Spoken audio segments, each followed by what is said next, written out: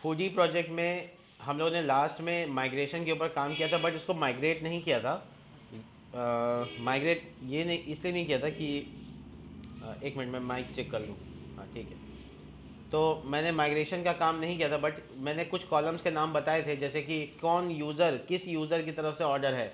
सब लोग देखिए इधर, किस यूज़र की तरफ से ऑर्डर है वो होना चाहिए। प्रोडक्ट आईडी मैंने मेंशन किया था, बट मैं यहाँ से अभी प्रोडक्ट आईडी हटाकर, क्योंकि मेरा माइंड ये कर रहा है कि हम लोग कार्ट का पेज बनाएं और उसमें एक से ज़्यादा प्रोडक्ट ऐड करें, फाइनल प्रोडक्ट फिर बाद में वो करें। जो स्टेटस है, स्टेटस का मतलब है कि अगर किसी का ट्रू है तो इसका मतलब उसने पैसा इस ऑर्डर का दे दिया है, अगर फॉल्स है तो ये कार्ट में दिखाना है। ठीक है। इसमें अभी फ़िलहाल के लिए हम लोग यूज़र एक मॉडल बहुत इंपॉर्टेंट डाला है। इसके अलावा किस एड्रेस पे स्टोर करना है, किस एड्रेस पे इसको सेंड करना है या शिपेट करना है वो प्रोडक्ट को, या अपने बाइकर्स को उसको वहाँ तक पहुँचाना है, उसका एड्रेस तो देना होगा उसको। तो उसके लिए भी हमको एक टेबल बनाना पड़ेगा जिसका नाम होगा एड्रेस। तो हम लोग है ना बेसिकली गलती कर गए, पहले हमको एड्रेस बनाना था, उसके बाद ऑर्डर टेबल बनाना था, तभी तो फॉरन की यहाँ पे ले सकते। लेकिन अभी उल्टा हो गया, तो उसको सुधारेंगे कैसे, देखिए कैसे। PHP artisan make colon model और मॉडल का नाम एड्रेस। ठीक है। इसमें हम लोग साथ में बनाएंगे एम, और इसका कंट्रोलर नहीं बनाएंगे। ठीक है। तो हम इसका माइग्रेशन फाइल बना दिए, बट माइग्रेशन फाइल तुम नोटिस करोगे, माइग्रेशन फाइल हिरार्की में काम करता है। मैं बहुत इंपॉर्टेंट चीज़ बताने वाला हूँ, ध्यान से देखिए। डेटाबेस के फोल्डर में, कौन से फोल्डर में, डेटाबेस के फोल्डर में, माइग्रेशन फोल्डर के अंदर में सबसे आखिरी में ही बना होगा। अगर आप इसको देखेंगे तो देखिए क्रिएट एड्रेस टेबल दिख रहा है। तो देखिए माइग्रेशन ऊपर से नीचे तक होता है, यानी इस हायरार्की फॉलो करता है। तो जब हम अगर यहाँ पे फॉरेन आईडी एड्रेस आईडी लगा देंगे इस जगह पे, ध्यान से देखिएगा, यहाँ पे अगर हम फॉरेन आईडी लगा देते हैं एड्रेस आईडी, तो वो किस टेबल को ढूंढेगा, एड्रेस टेबल को ढूंढेगा। बट जब ऑर्डर बन रहा होगा उसके नीचे ना एड्रेस बनेगा, उस टाइम पे तो नहीं बनेगा। तो ये क्या होगा, किसी भी हाल में गड़बड़ कर देगा। क्या गड़बड़ हो जाएगा, एड्रेस खोजेगा और बोलेगा एरर है। मैं आपको दिखा भी दूंगा अभी उसका ऐड करके। तो इसको सॉल्व कैसे करना है ये भी बताएंगे, और साथ में एक और इम्पॉर्टेंट बात कि कितनी क्वांटिटी है, कौन सा प्रोडक्ट है, इसके लिए अलग से एक और मॉडल माइग्रेशन बनाना, एक और टेबल बनाना पड़ेगा जिसका नाम रखेंगे ऑर्डर आइटम्स। ठीक है। ऑर्डर, हर ऑर्डर का ऑर्डर आइटम होगा, मल्टीपल होगा। तो PHP artisan make colon model और उसके बाद यहाँ पर ऑर्डर, ऑर्डर आइटम। ठीक है। इसका सिर्फ माइग्रेशन बनेगा और कुछ नहीं बनेगा। आप चाहो माइग्रेशन बना के एंटर मार देते हैं। जिसके बाद देखो एक और टेबल बनाना है जिसका नाम है ऑर्डर आइटम। इसमें क्या क्या ऐड करना है, इसमें एक टेबल बनाना है और इसका नाम यहाँ पर बेसिकली प्रोडक्ट आईडी रखेंगे। मैं थोड़ा कॉपी पेस्ट कर लेता हूँ क्योंकि प्रोडक्ट आईडी मैंने कॉपी करके लाया था वहाँ से। तो कौन सा प्रोडक्ट है ये यहाँ रहेगा, मैंने ऑर्डर से प्रोडक्ट आईडी हटा दिया है उस कॉलम को। इसके बाद यहाँ पे कितनी क्वांटिटी रहेगी वो बताना है, डॉलर टेबल एरो और उसके बाद इंटीजर। ठीक है। इंटीजर क्वांटिटी के लिए, अगर अब मैंने ऑर्डर में क्वांटिटी ऐड किया है तो वहाँ से हटा देंगे, देखो यहाँ से हटा देंगे।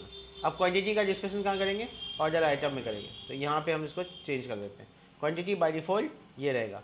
अगर ऑर्डर पब्लिक ऑर्डर हम लोग ना पैसा दे चुके हैं तो इसका बुलियन कर देते हैं, बुलियन, और इसको कर देते हैं बुलियन, इसका नाम स्टेटस कर देते हैं, फिर से जैसे मैंने ऑर्डर में रखा था वैसे ही, और बाय डिफ़ॉल्ट इसका फॉल्स रहेगा। इसका मतलब है कि हम चाहते हैं कि मेरा मेरा पहले से बाय डिफ़ॉल्ट फॉल्स रहे।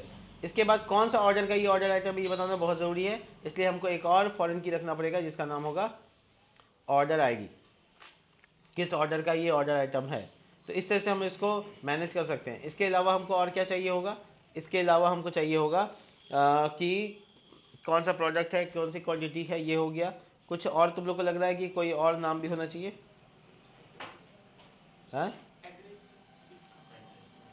एड्रेस, तो एड्रेस के लिए तो हम लोग अभी काम नहीं किए हैं पूरा। अच्छा, प्रोडक्ट अवेलेबल है या नहीं? नहीं, प्रोडक्ट हम अवेलेबल है तभी वो दिखेगा पब्लिक को, मतलब होम पेज पे, वहाँ से डिसेबल कर देंगे, बात खत्म हो गया कि अवेलेबल नहीं है। और क्वांटिटी कुछ होता नहीं है, अगर मान लो जो हम रसगुल्ला बना रहे हैं तो कितनी क्वांटिटी का बनाए, इससे कोई फिक्स नहीं है, घटते जाएगा, हम बनाते जाएंगे। तो रेस्टोरेंट में ये चीज़ डालना सही नहीं रहेगा मेरे हिसाब से।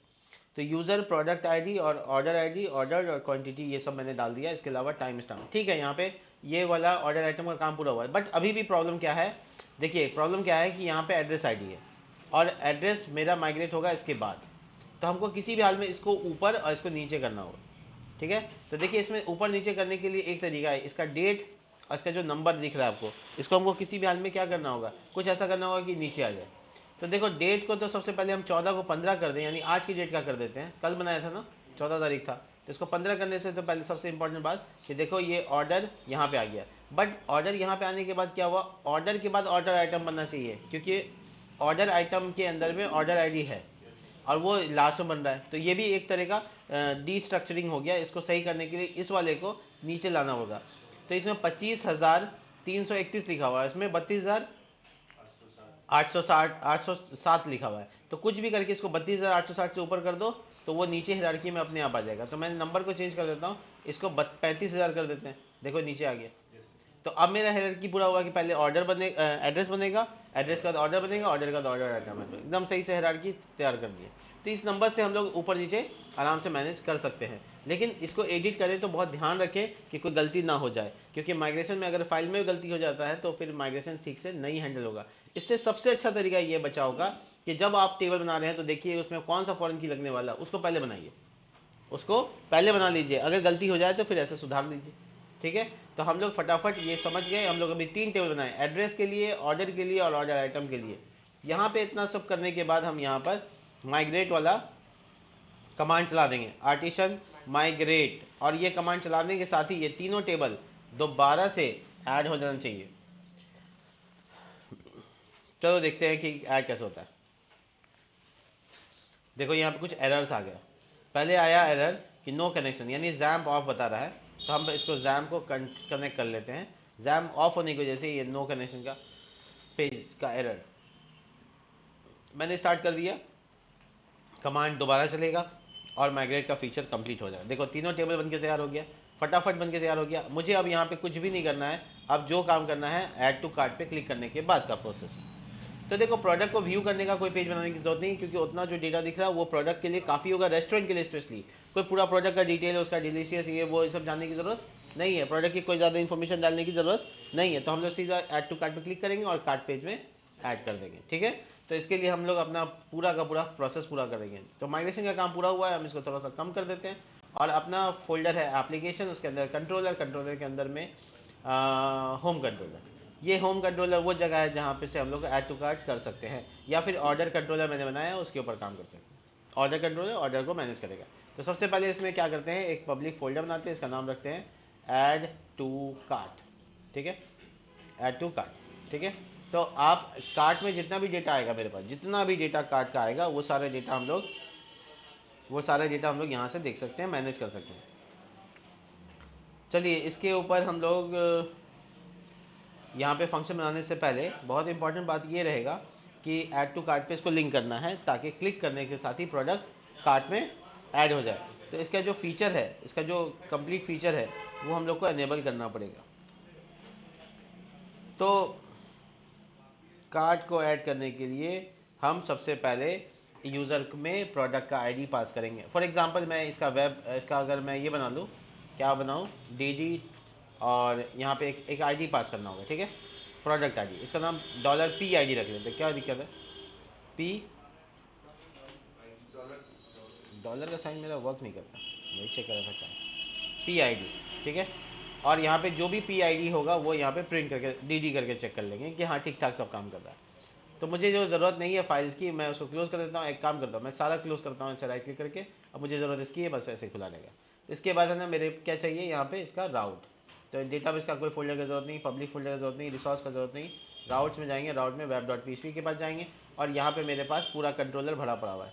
हम लोग ये फटाफट एक काम और करेंगे, वो ये है, होम कंट्रोलर के अंदर में एक सेक्शन बनाएंगे जिसमें मिडिल वेयर भी होना चाहिए, यानी लॉगिंग के बिना ये काम ना हो। इसके लिए हम लिखेंगे राउट 2 बार कॉलन और उसके बाद लिखेंगे मिडिल वेयर, और मिडिल वेयर में यहाँ लिखेंगे मिडिल वेयर का नाम।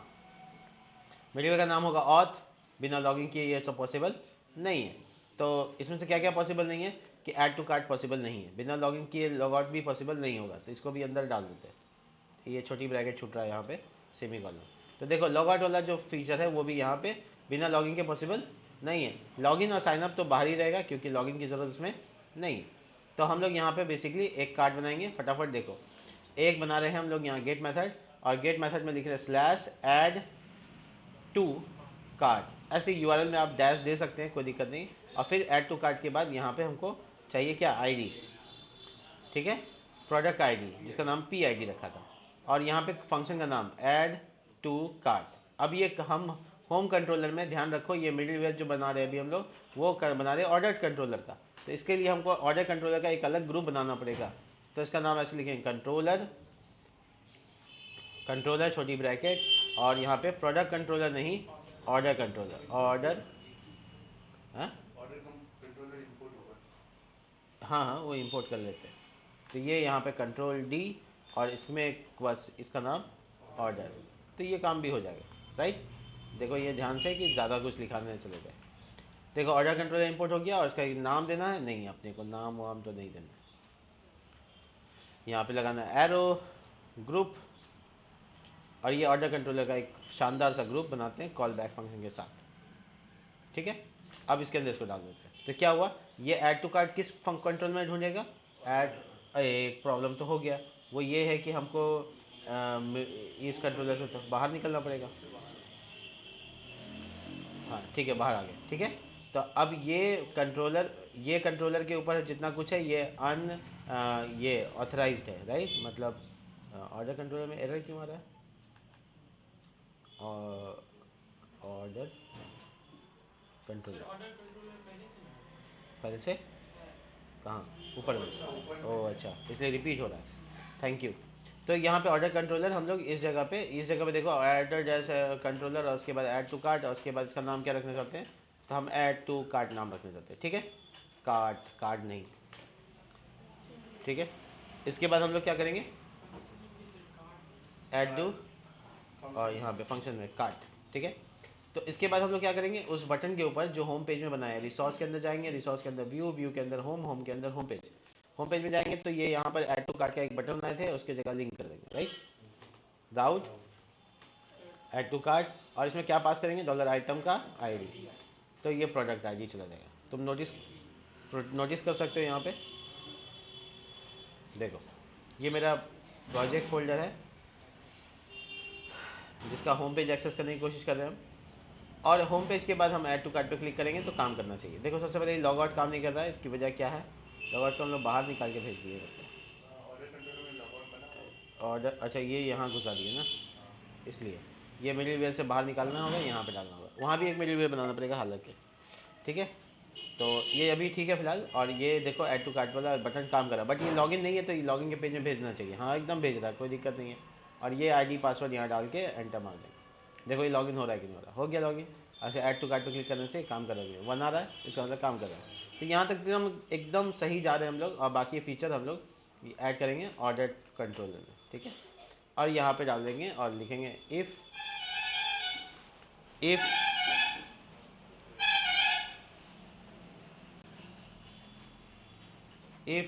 req request इज मेथड, नहीं ये सब लिखने की जरूरत नहीं, सॉरी। हमको सबसे पहले प्रोडक्ट इन्फॉर्मेशन निकाल लेना है, यानी इस आईडी से कौन सा प्रोडक्ट है। तो लिखेंगे product is equal to product, model का नाम प्रोडक्ट है, प्रोडक्ट दोबारा colon get P I D. ठीक है, तो ये मॉडल इंपोर्ट करना पड़ेगा, use app slash model slash product. ठीक है, तो ये हो गया मेरा, सेमी कॉलम इसमें छूट रहा है, ये मेरा प्रोडक्ट आ गया। तो ये जो भी प्रोडक्ट इससे मैच करेगा वो आता है, चेक कर लेते आ रहा है कि नहीं आ रहा है, हर बार डिबगिंग करते रहेंगे। ठीक है, ताकि हर स्टेज को चेक कर ले पाए कि उससे मैच करके डेटा आ रहा है कि नहीं आ रहा है। वो लगे आपका जो फील्ड है वो वन गेट है, एक्चुअल में वो आईडी को ढूंढ रहा होगा और उसका नाम पी आई डी रख लिया। एक बहुत इंपॉर्टेंट बात है कि हम लोग ऐसा पी आई डी नाम रखे ही ना, बहुत सारे कन्फ्यूजन को लेकर आता है। तो हम हर जगह से पी आई डी हटा देते हैं, राउट का नाम से हटा दिया, कंट्रोलर के नाम से हटा दिया, काम खत्म। रिफ्रेश करो, डॉलर आई डी, ये तो ठीक है। मॉडल चेक और क्या इशू किए हैं, सर मॉडल अननोन कॉलम 1, ओह गेट नहीं होता है, सॉरी फाइंड होता है, माय बैड। फाइंड और फेल, देखो उसमें टेबल डेटा आ गया, डेटा में देखो ये प्रोडक्ट का सारा इन्फॉर्मेशन आ गया 1 का। अगर हम इसमें 2 डाल देते हैं तो दूसरा डेटा नल है, नहीं है। तीसरा डेटा, हाँ देखो तीसरा डेटा में इन्फॉर्मेशन अलग होगा। ठीक है, बीकानेर भुजिया आ गया, यानी प्रोडक्ट का इन्फॉर्मेशन हम लोग लाने में सक्षम हो गए। अगर हमने यहाँ पे फाइंड और फेल लगा दिया तो इसका मतलब अगर नहीं मिलेगा, जैसे 2 नहीं है तो 404 का पेज एरर आना चाहिए, जो कि आ गया। ठीक है, तो एकदम परफेक्टली वर्क कर रहा है। मेरा प्रोडक्ट इन्फॉर्मेशन तो हम लोग स्टोर करने में सक्षम हो गए।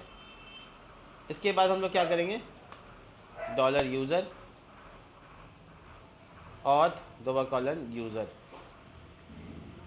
ठीक है, अब हम ऑथेंटिकेशन क्यों बुलाएं, ताकि जो बंदा लॉगिन है उसका इन्फॉर्मेशन निकल सके।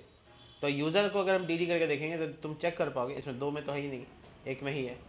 देखो यहाँ पे जो बंदा लॉगिन है उसका इन्फॉर्मेशन स्टोर हुआ है क्या, देखो ऑथ बोल रहा है कि अनडिफाइंड है। ओ यूज़ AUTH, यूज़ ऑथ भी ऐसे डायरेक्ट भी लिख सकते हो, या आप लिख सकते हो एलिमिनेट फैसेट ऐसे ऐसे, तो वो भी काम करता है। ठीक है, आप देखो इसमें वो इन्फॉर्मेशन है जो लॉगिन है बंदा का इन्फॉर्मेशन है ना, तो परफेक्टली वर्क कर रहा है, यानी यूज़र इन्फॉर्मेशन भी लेते आए। यूज़र इन्फॉर्मेशन लाना ज़रूरी है क्योंकि ऑर्डर में यूज़र का आईडी तो जाएगा, फॉरेन की में हम लोग ऐड किए।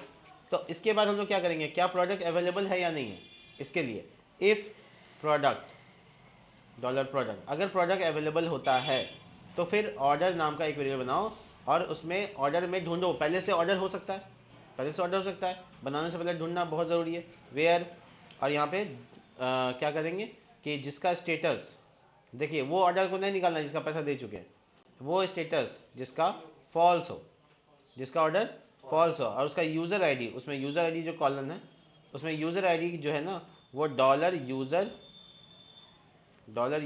एरो आईडी ना हो। और एक बात इंपॉर्टेंट ध्यान में रखना है कि जो प्रोडक्ट अभी हम लोग ऐड कर रहे हैं वो नहीं, इसमें ये डालने की ज़रूरत नहीं, आपका ऐसे ही हो जाएगा। देखिए, तो दो चीज़ चेक कर लेना है आपको। पहला चीज़ क्या चेक करना है कि जो स्टेटस, पहले देखो ऑर्डर मॉडल है वो यहाँ पे इंपोर्ट नहीं है, तो इसके लिए ऑर्डर को भी इंपोर्ट करना पड़ेगा। ठीक है, तो ऑर्डर मॉडल से चेक करवाए कि जिसका स्टेटस फॉल्स हो और जिसका यूज़र आईडी हो। अगर ऐसा है तो इसका मतलब पहले से ऑर्डर बना हुआ, नया क्रिएट नहीं करना है। तो हम लोग इसमें चेक करेंगे इफ़ ऑर्डर, और उसके बाद ऑर्डर आइटम अब जनरेट करेंगे, ऑर्डर आइटम फिर से बुलाना पड़ेगा, ये भी एक मॉडल है, यहाँ पे बुला लेते हैं यूज़र में ऑर्डर आइटम। ठीक है, ये भी आ गया। ऑर्डर आइटम मॉडल में ये चेक करना है कि क्या ये प्रोडक्ट भी ऐड है। अगर प्रोडक्ट ऐड है तो क्वांटिटी बढ़ा दो, दोबारा ऐड टू कार्ट पे कोई क्लिक करे, मान लो रसगुल्ला ऐड है पहले से कार्ट में, अब फिर दोबारा ऐड टू कार्ट पे क्लिक करेगा तो क्या करेंगे, क्वांटिटी बढ़ा दो। और नहीं तो क्या, हाँ, तो अब हम लोग यहाँ पे वेयर लगाते हैं, वेयर में लिखते हैं जिसका स्टेटस, जो पैसा ना दिया हो तो उसका स्टेटस फॉल्स होगा, और जिसमें यूज़र आईडी की ज़रूरत है नहीं, प्रोडक्ट आईडी की ज़रूरत है, जिसमें वेयर, एक और वेयर लगा दो, और उसमें लिखो प्रोडक्ट आईडी जो आईडी के बराबर, एरो फर्स्ट मतलब एक ही डेटा आई। ठीक है, फर्स्ट का मतलब यहाँ पे एक ही डेटा, बहुत सारा डेटा है तो हम उसमें से एक डेटा निकालते हैं जो मल्टी डायमेंशनल एरे में नहीं देगा। तो उसके बाद क्या करेंगे, चेक करेंगे क्या ये ऑर्डर आइटम है, एग्जिस्ट करता है। अगर एग्जिस्ट करता तो हमको सीधा लिखना ऑर्डर आइटम अपडेट करने वाला command, order item arrow quantity QTY, जो भी पहले से है उसको प्लस इक्वल टू 1, है ना, प्लस इक्वल टू 1, वही हुआ quantity plus quantity equal to, अब बाकी सेव कर दो। ठीक है, तो इससे क्या हुआ कि जो ऑर्डर आइटम पहले से एग्जिस्ट है, तो हम यहाँ कमेंट करके लिख दें if order item already in A cart, पहले से अगर कार्ट में होगा तो क्या होगा, सिर्फ क्वांटिटी इंक्रीज होगा, और पहले से अगर नहीं होगा तो एल्स, तो व्हाट शुड वी डू। मान लो मेरे पास ऑर्डर आइटम यानी OI नाम का कोई वेरिएबल रख लेते हैं, और उसमें हम लोग क्या करते हैं, एक न्यू कीवर्ड लगाते हैं, नया बनाने का तरीका, ऑर्डर आइटम, ये ऑब्जेक्ट बेस पे क्रिएट कर रहे हैं। ठीक है, तो हम लिखेंगे OI यानी ऑर्डर आइटम के अंदर जो स्टेटस है उसको क्या करो, फॉल्स कर दो, उसका बाय डिफॉल्ट वैल्यू फॉल्स है, तो हमको ज़्यादा मेहनत नहीं करना है, नहीं डालेंगे तो भी चलेगा। उसके बाद OI प्रोडक्ट आईडी उसका आईडी के बराबर हो, और उसका ऑर्डर आईडी OI वेरिएबल का नाम है, ऑर्डर आईडी डॉलर ऑर्डर, वो वेरिएबल ऊपर बना हुआ है एरो आईडी, ये वेरिएबल, तो उसको ऐड कर दो और उसके बाद सेव कर दो OI एरो सेव। ठीक है, तो ये अगर होगा तो क्वांटिटी बढ़ाएगा, नहीं होगा तो क्या करेगा, सेव कर देगा। और क्वांटिटी क्यों नहीं डाले, क्योंकि बाय डिफॉल्ट वहाँ 1 है तो वो अपने आप 1 ले लेगा। ठीक है, उसके बाद आगे बढ़ते हैं, ये अगर ऑर्डर ही ना हो तब तो एल्स काम करेगा। अब उस एल्स में क्या करेंगे, if order not exist in cart. Cart में अगर ऑर्डर ही एग्जिस्ट ना हो तो हम ओ नाम का वेरिएबल रख लेते हैं, शॉर्ट कॉट रहेगा ऑर्डर। नया ऑर्डर बना लेते हैं, ओ एरो यूज़र आईडी जिसका यूज़र डॉट आई डी। अब यूज़र तो मैंने रखा है अपने पास, लॉगिन किया बंदे का नाम। उसके बाद o arrow status is equal to false, है ना। बाय डिफॉल्ट क्या है, फॉल्स होगा, नहीं डालोगे तो भी फॉल्स। उसके बाद सेव, नया ऑर्डर बन गया। अब मान लो कि नया ऑर्डर बने या फिर पुराना ऑर्डर के साथ काम हो, इफ़ या एल्स दोनों में से कोई भी स्थिति हो, रिटर्न तो हमको रीडायरेक्ट तो करना ही होगा। तो रिटर्न रीडायरेक्ट। अब एक कार्ड का पेज बनाना होगा, वहाँ जाएगा, है ना। अभी फिलहाल के लिए होम पेज में भेज देते हैं, बाद में होम डॉट इंडेक्स नाम था ना, तो ये फिलहाल अभी डाल देते हैं। लेकिन यहाँ लिख देते हैं need to change with card page, ठीक है। अभी कमेंट कर दिया ताकि याद रहे, ठीक है। आगे की क्या स्थिति होगी, आगे की स्थिति ये होगी कि अगर मान लो ये प्रोडक्ट वाला एल्स हो गया, यानी प्रोडक्ट ही नहीं है, प्रोडक्ट वाला एल्स हो गया यहाँ पे, तो क्या लिखेंगे, प्रोडक्ट नॉट फाउंड। जिसको ऐड कर रहे हो क्या है, प्रोडक्ट नॉट फाउंड। तो रिटर्न रीडायरेक्ट, और वो होम पेज पे ही जाएगा, होम डॉट इंडेक्स, और with flash message with error, और लिखेंगे प्रोडक्ट नॉट फाउंड।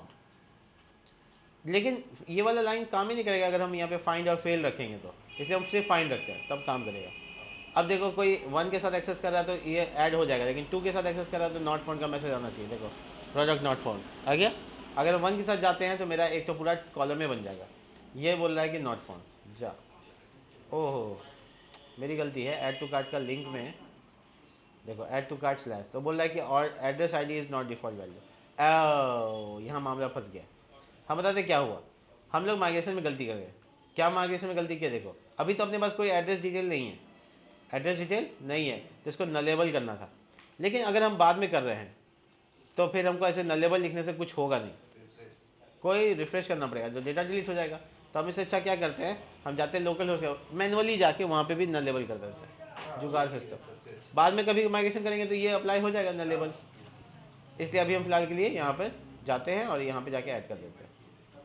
देखो फूडी में चले गए, फूडी में जाने के बाद ऑर्डर टेबल के पास जाएंगे, बोलेंगे हाथ पर जोड़ लेंगे इससे, और क्या करेंगे, गलती की है तो अब कुछ ना कुछ तो करना पड़ेगा। तो इसके पास गए, स्ट्रक्चर में गए, और कौन सा कॉलम को नलेबल करना है, इसको चेंज में क्लिक किया, और जो नल के सामने टिक लगाने का सिस्टम होता है वहाँ पे डिफ़ॉल्ट नल, खत्म बात। तो ई वाला एरर हमको अब नहीं आएगा। देखिए अब हमको ये चेक करना है कि मेरे टेबल में डेटाबेस में गया कि नहीं गया, है कि नहीं। तो फूडी में जाते हैं, देखते हैं ऑर्डर ऐड हुआ, नया ऑर्डर, और देखो यूज़र आईडी और ऑर्डर ऐड हुआ है फॉल्स के साथ, ठीक है। और उसका आइटम ऐड हुआ, देखो तो प्रोडक्ट नहीं, आइटम ऐड नहीं हुआ। तो दोबारा से क्लिक करके देखते हैं, देखो आइटम ऐड हो गया। तो देखो ऑर्डर क्या डुप्लीकेट नहीं हुआ, क्योंकि डुप्लीकेट नहीं होना चाहिए। अब देखो इसका क्वांटिटी 100 तो है ही है पहले से, कितना क्वांटिटी दिखा रहे हैं यहाँ पे, 1। अगर हम दोबारा क्लिक कर दे तो ये क्या होना चाहिए, 2 होना चाहिए। चेक करें, क्या बात है। और अगर हम नया प्रोडक्ट पे क्लिक करें तो नया क्वांटिटी, ऑर्डर तो वही रहना चाहिए, ऑर्डर आइटम एक नया जोड़ना चाहिए।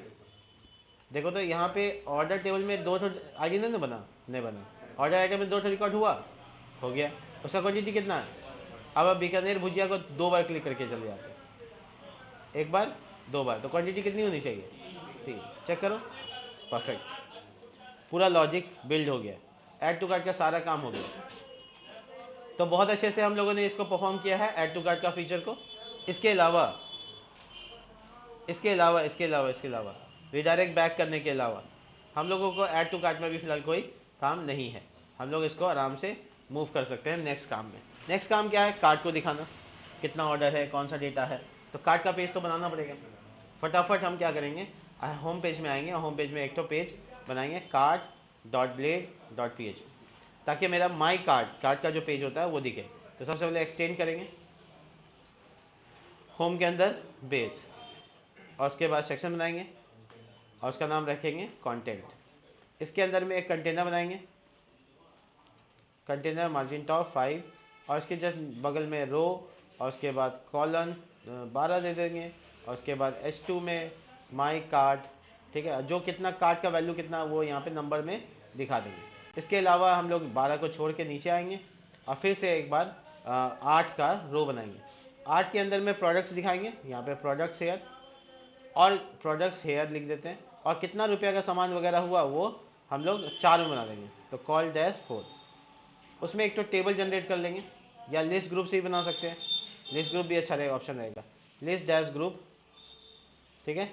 और उसके अंदर हम लोग स्पैन का यूज़ कर सकते हैं फिलहाल, list dash group dash item, list dash group dash action,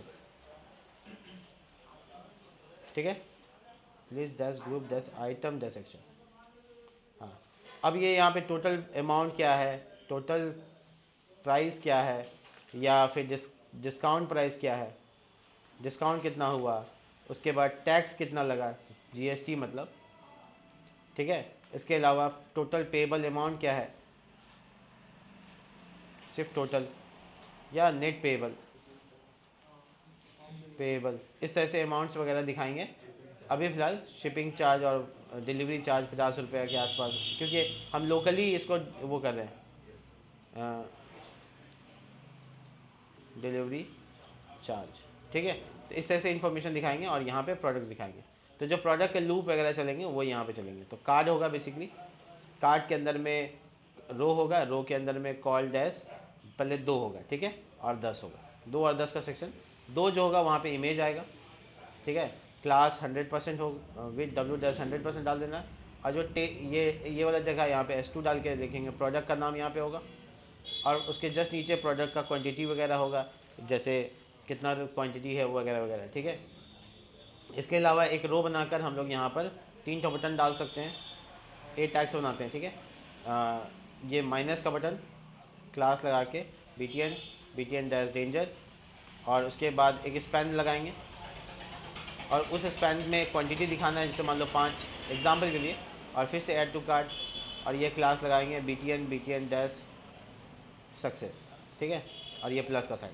तो वो एक तरह का क्वांटिटी को इंक्रीज या डिक्रीज करने का बटन बन जाएगा, जो बहुत अच्छा डिज़ाइन नहीं कर रहे हैं, बट हम लोग बूस्टअप का बेसिक चीज़ तो कर ही लेंगे। तो कार्ड का पेज बन के तैयार हो गया है। इसको हम लोग को कहाँ दिखाना है, कौन से पार्ट में, तो आप ऑर्डर पार्ट में जा सकते हैं, कोई दिक्कत नहीं आएगा इसमें, क्योंकि वो पार्ट जिसमें लॉगिन रिक्वायर्ड है वो हम सब ऑर्डर में मेंशन कर रहे हैं। तो हम उसके बाद लिख रहे हैं कार्ट, इसके अलावा कुछ नहीं है, बस रिटर्न व्यू, और होम फोल्डर के अंदर में कार्ड नाम का फाइल है, ठीक है। web.php के पास आकर बोलते हैं ए ऑर्डर वाले कार्ड तुम इसमें जल्दी से ऐड कर दो, क्या, /कार्ट लगाने से कार्ड पेज कार्ड नाम रहेगा। अब ऐसा लिंक तैयार करना पड़ेगा, जैसे कि हम लोग बेस में बहुत सारे लिंक तैयार किए हैं, लॉगिन होने पर नाम दिखेगा, ये दिखेगा, इसके अलावा कार्ड भी दिखेगा, ठीक है। तो लॉग आउट के जस्ट बगल में एक तो कार्ड नाम से लिंक बना लेते हैं, इसको मूव करा देते हैं कार्ड नाम के URL पे, ठीक है।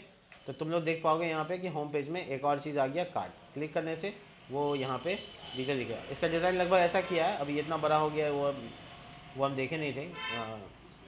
तो ये जो रो दिख रहा है आपको यहाँ पे रो, इसमें कॉल डैश 3 या 4 कर देंगे तो शायद वो अपनी जगह पे अरेंज हो जाए, ठीक है। तो ये जो इमेज है यहाँ पे, वो कार्ड बॉडी छूट गया मेरे से, रो को पूरा कवर कर लो कार्ड बॉडी